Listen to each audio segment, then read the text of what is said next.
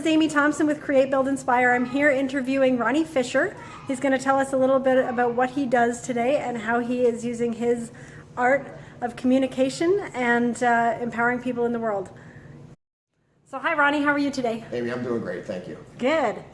Thanks for allowing me to interview you. Yes, welcome to my home. Yes, thanks for having me. Thanks for allowing me and the kids to drop in.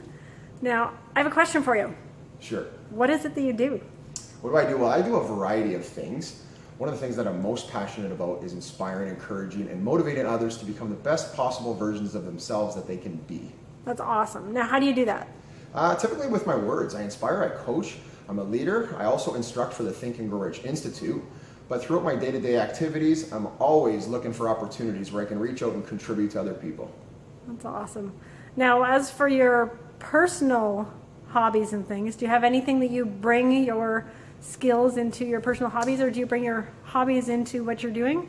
Well, interesting. Some of my hobbies, I happen to be an adrenaline junkie. So one of the things that I like to do is hop on my motorcycle and yes, extreme speeds, first of all. So one of the other things I enjoy doing is skydiving as well. So between the two, high speeds, high adrenaline, and yet there's always the element of freedom. It's very interesting.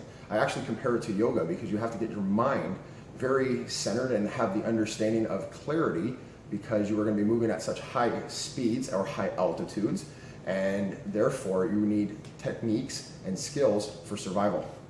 Now, your need for freedom, that's obviously something that you want to inspire into others. I mean, when I hear you speak, I can tell that that's one of the reasons why you're so passionate about helping people and communicating with people. How do you think your adrenaline junkiness and your freedom plays a part in your empowering people? It's a great question, and I never really looked at it like that, but I would have to say the fact that I'm following my passions and I'm following my dreams, and that's what I encourage everybody to do. So depending on what it is that your heart feels, unfortunately, the surrounding people around us, typically our friends and our families, don't always agree with what our passions are, don't always agree with those high altitudes, and they don't always agree with those high speeds. But it's what I feel in my heart, and I help people find what it is and their desires and encourage them to follow it. Perfect. Do you have any advice for somebody who would be, say, living in a situation where they may have friends or family or people that are very close to them that would be negatively impacting their freedom of choice or decision? Like, what would you... My advice is respectfully detach. So what I mean by that is you are not going to be so trying to convince them. However, you're just going to appropriately agree with their recommendation or their opinion, thank them for it, and yet you're still going to understand that the majority of the population is not necessarily going to agree with you, so you're just going to have to pursue your dreams, although everybody else is talking you out of things.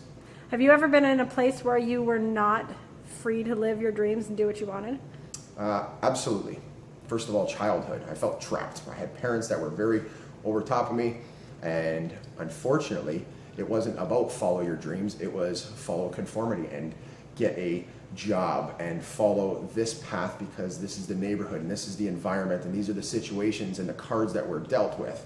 So therefore I felt obligated to go down this road instead of the road that I actually chose. Perfect. And what made you choose that road? Like myself, I know that I have had to go through the same thing.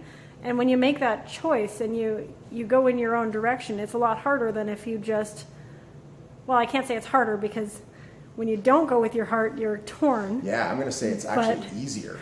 You know, you might lose some family members' respect. You might have them disagree with some of your situation. However, if you're not following your passions and your dreams and you're going to conform to a lifestyle that you didn't necessarily design, then that's going to be a struggle for you for the rest of your life. Exactly. So I'm looking at it from a standpoint of you might have to overcome some obstacles and challenges, and there will be adversities along the way, but you're going to experience what you want out of life, and it's fulfilling. That's exactly what I was getting at. I was going to say the freedom and the self-love and the expression and the just being able to be authentic and be yourself is so much worth it, no matter what struggles you have to go through when you're shifting from the